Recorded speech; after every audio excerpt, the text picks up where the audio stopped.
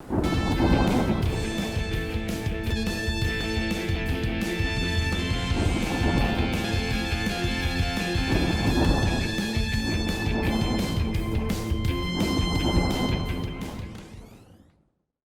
amis, et bien sûr, n'échappons pas à la formule, chers ennemis, bienvenue dans ma colère, bienvenue, on n'a pas trop envie d'y être parce qu'elle concerne le calendrier des coups de couteau.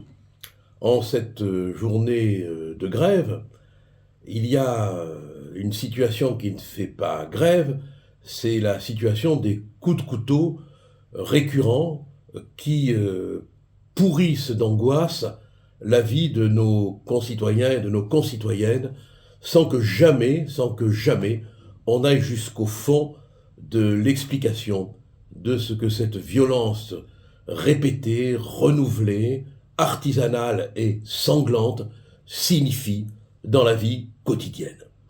D'abord, il y a eu la gare de Lyon.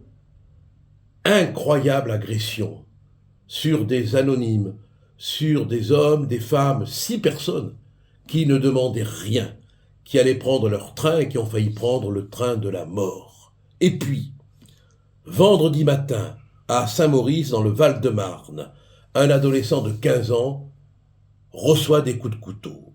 10 coups de couteau.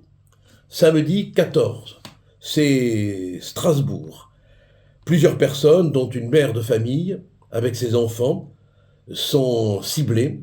L'auteur des coups, une fois arrêté, a crié « Allah Akbar » et c'était pour venger la Palestine. Un policier a été blessé. Lundi 16 janvier, un adolescent de 16 ans reçoit un coup de couteau en plein cœur, pratiquement devant son lycée. Mardi 17 janvier, c'est la gare de Bruxelles, avec un gros couteau de boucher, des gens sont attaqués. Mardi après-midi, c'est à Saint-Nazaire où un lycéen est attaqué au couteau. En 2017, depuis, je crois qu'on n'a pas de nouvelles statistiques, on avait dénombré 120 coups de couteau par jour. Folie, danger, et personne ne veut voir ce que ces coups de couteau cachent. Ils sont là pour semer l'angoisse, ils sont là pour semer la mort, ils sont là pour semer la peur. Heureusement qu'il y a des policiers en civil qui rentrent chez eux une fois le travail accompli, encore armés pour nous défendre contre l'inattendu du terrorisme, l'inattendu de la violence, opposons, oui, l'inattendu de la riposte.